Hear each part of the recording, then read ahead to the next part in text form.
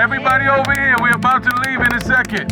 You can't stop the revolution! You can't stop the revolution! It's been more than 4 months since Breonna Taylor was killed by police, and almost no one's happy with the lack of movement in her case. Our streets! Our streets! Our streets! Our streets! So some big profile organizers, including Linda Sarsour, Tamika Mallory, and Mysonne Lennon, are in town to keep up the pressure. You can't stop the revolution! It's been months, and we still talking about somebody doing an investigation. Her family is grieving, her mother is grieving, and there's no level of urgency for justice in this case. I said arrest! Send those killer cops to jail! The whole damn system is guilty as hell! I said arrest! What message are you hoping to send today? Well, today the message we're sending is the officers who killed Breonna Taylor have to be arrested. It's not, we're not taking no for an answer, you know? And if we have to lose our freedom, then we're willing to do that. We are outside. The Attorney General's home. Charge the cops. No justice! No peace! No justice! No peace! People are not afraid. They realize what it's going to take to get liberation, to get justice, to get freedom, all of those things. And people are willing to do whatever it takes to get it.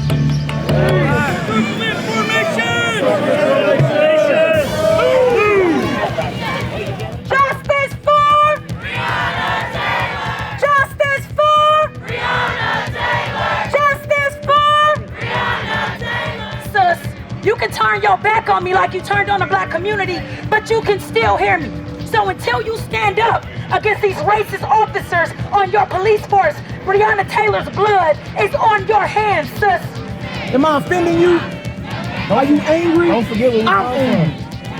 I'm angry. Your people so my people. I'm angry. Go back to the school unless you want to get arrested. They coming violently. Do me a favor. They got batons. They're gonna beat my black hair. In all, 87 protesters sat on Attorney General Daniel Cameron's lawn and were arrested one by one. One of the defining features of Breonna Taylor's case is how little information has been shared with the public.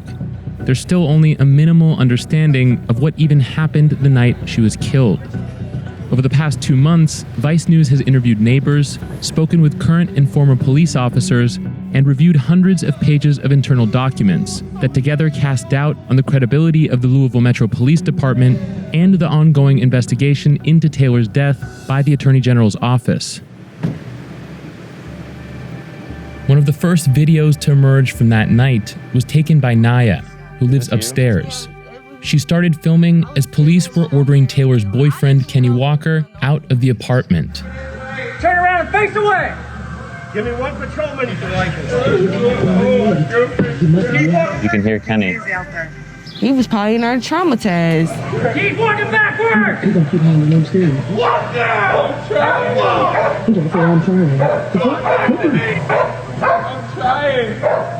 It seems like he's following what they're saying, following their orders. He was. He got on his knees and everything. Look at all the police out there. How many police would you say, if you had to guess, were outside? At least 20. And including the SWAT and stuff, it was a lot. Naya wasn't the only neighbor who caught a glimpse of the commotion outside. Only 3 officers, Brett Hankison, Jonathan Mattingly, and Miles Cosgrove, had been identified in connection with the shooting. But previously unseen cell phone footage obtained by Vice News shows as many as 24 officers on scene shortly after the raid, including several in uniform, who according to LMPD policy, should be wearing a body camera. What is it about? You forgot to fire shots, you know that. You just said you were not. In the bed, we were scared. No, we didn't know who it was. But it's not just that there were more police there after. There were also at least 4 more officers present during the raid, according to Detective Mattingly's own testimony. I scooted back, and I think at that time Miles slid up. I know Tony was behind me. Mike was to the right of the door with the ram. It was Brett, Hoover, and Campbell had come up around the corner at that point by the stairs. So far, LMPD has never acknowledged whether any of those other officers were wearing body cameras. They've barely even acknowledged that they were there. Mattingly claims he and the other officers announced themselves. But so far, nobody else has corroborated that. Did you hear the police announce themselves? No, they didn't say police or nothing, because if I would have knew it was the police, my mama, she would have never called the police from the jump. I heard come out and I heard shots. So my mama, she runs in the room, she's like, oh my God, they shooting, get down, get down. So she's calling the police. 911 operator guide, where's your emergency? Please get a police out here. They are shooting back. Okay, how many shots did you hear? Man, they just shot about 7 or 8 times. They right here in front of my fucking house.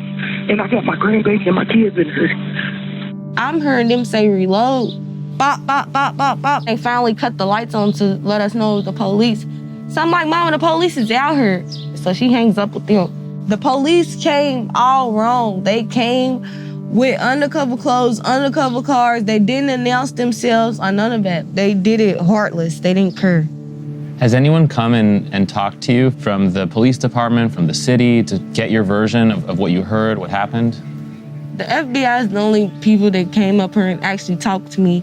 But the police, they haven't came and interviewed me or nothing. So it's just sad. Now that I just think about it, it's just sad. Like, she should still be alive right now. She should. At least half a dozen other nearby neighbors told us they also had never been contacted by the AG or LMPD for questioning. In response to a request for comment, the AG's office said the allegations were unequivocally false, but refused to provide any clarification beyond that. LMPD simply never responded.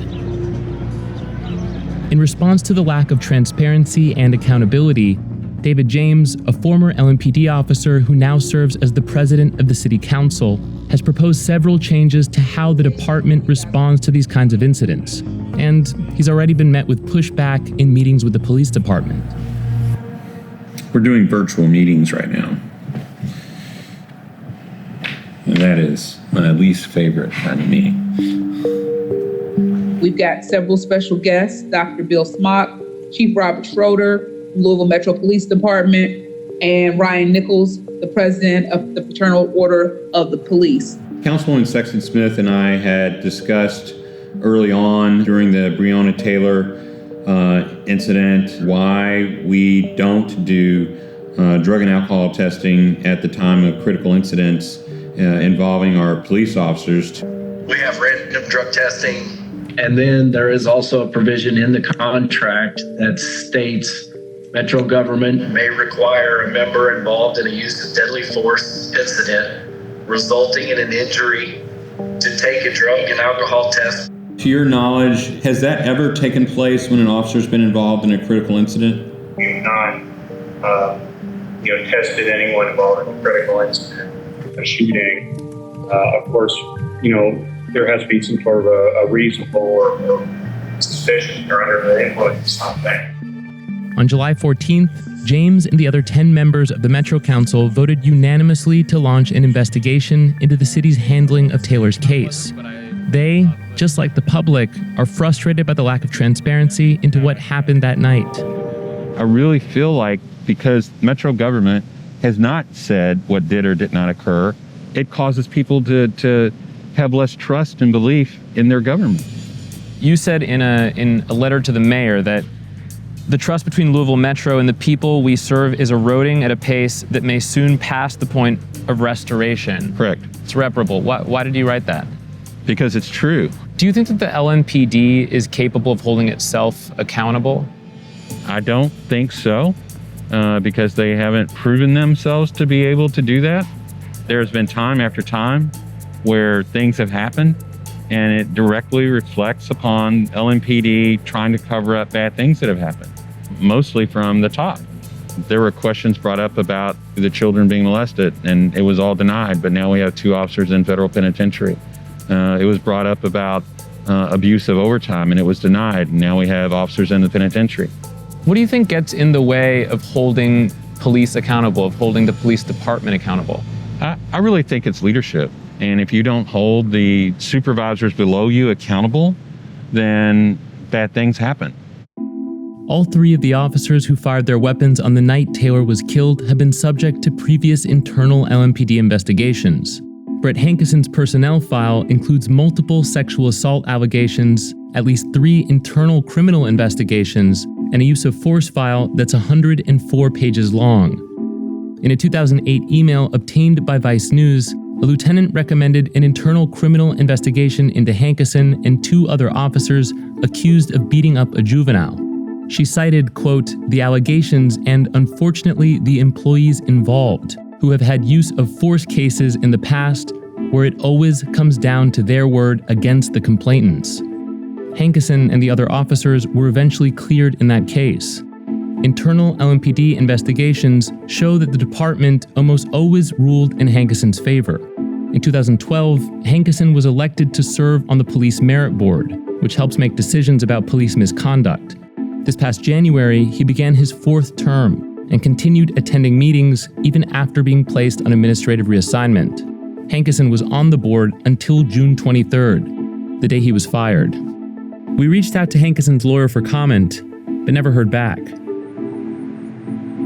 Vice News has spoken with multiple former LMPD officers who said the department regularly covers up bad behavior. One of them, Richard Gibbs, has worked for 6 police departments in his career and says nothing came close to the unchecked misconduct he witnessed within LMPD. He retired from the department in 2015. I don't even feel good like I used to feel about being a police officer.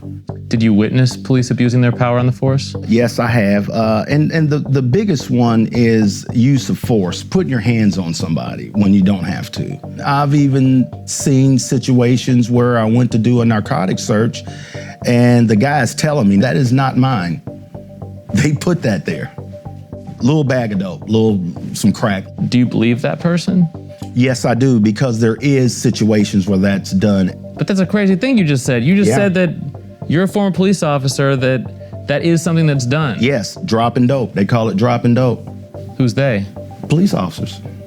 Teabagging is when you squat over a person's face and either put your genitals close or on them. And this particular lieutenant did this, and it was a joke. It was a laughing joke throughout the department. And nothing was really done to him, taking someone's dignity, squatting in their face. This is to someone who was arrested, like in handcuffs on the floor or detained? Yes, this is someone who's arrested. And what were the other officers doing? Just like with Floyd, standing around looking. Why do you think more officers, current officers, are not speaking out? They're scared. They're scared, and they've been brainwashed to think that you just don't do that. I never felt comfortable or even at ease of going to like the chief and say, hey chief, there's some racism or some unfairness going on, look into it. No.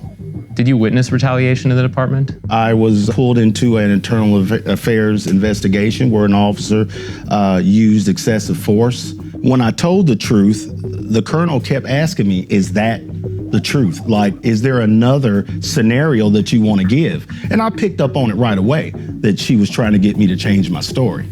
Well, this guy that was, alleged to do this got promoted. And that's what I've seen the police department do. When these people do things that are against policy, they're promoted.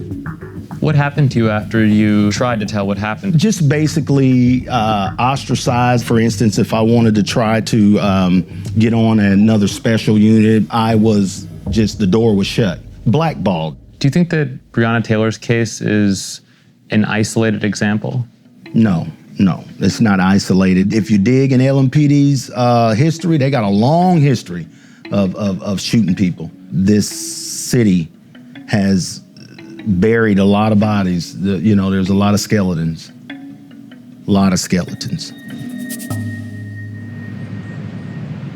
Vice News has filed multiple open records requests with the police department related to the night Breonna Taylor was killed, but they've yet to turn over any documents. The Attorney General's office declined a request for an interview. The Louisville Metro Police Department never responded. But we did sit down with Mayor Greg Fisher, who's been a target of the protesters demanding transparency and accountability, and who has both access to information about Taylor's death and the power to release it. The Attorney General's office, the FBI, they took up this case in mid-May. but Breonna Taylor was killed on March 13th. So you had about 2 months to share information with the public, to be forthright with them. You as mayor have the ability to share information. Why didn't you in those first 2 months? So I said, let's put out the body camera evidence. Unfortunately, in this case, while we did have a press conference, there's no body camera evidence. And that is what the real frustrating part is about the whole Breonna Taylor tragedy, is with body camera evidence, we would know what took place. In Detective Mattingly's testimony, he mentions at least 7 officers who were on scene during the entry. Were those officers wearing body cameras? Not to my knowledge. You as mayor have access to that information. Have you asked for it? I've been briefed on the PIU. That issue's not been addressed immediately. If there's body camera evidence that was at the moment of when all the action went down and it's not been produced, that would be a significant problem. I believe that the department said that the 3 officers who discharged their weapon were not wearing body cameras. Brett Hankeson, Miles Cosgrove, and Mattingly. Is that your understanding? Yes. Were you aware of the 4 other officers on scene during the entry? I was aware that there's other officers outside, and obviously more officers came after the incident took place. But those are the 7 who were there during the entry. Mattingly makes that fairly clear in his testimony. Was that news to you? My focus has been on, officer with the warrant, Janes, and then Cosgrove, Mattingly, and Hankinson. We've spoken to more than a dozen of Breonna Taylor's neighbors, either directly or through lawyers. Most of them have told us that they've never been questioned by anyone other than the FBI, not by the AG's office, not by the LMPD. How can those offices conduct a thorough investigation without talking to people who were present for the raid, were eyewitnesses to the raid, in some cases, who called 911? Yeah, what's important to me, obviously, is the truth comes out in this case, and that's why I did ask the FBI and the AG and the U.S. Attorney to get involved with this. Once everything comes out with the AG and everybody else will find that, I would certainly hope every relevant piece of information on this case has been collected. 3 more.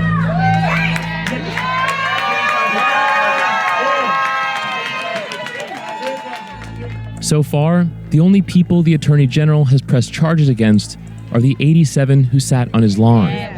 There's still no timetable for the AG's investigation. The sacrifice that was made here today is history. That's right. You understand? Y'all set history today. Every single protester, all 87 of us, have been charged with a felony. But to be clear, that felony charge is bullshit. Yeah. Okay? You did this to us, we're coming back. We're not afraid. We're here for the long term.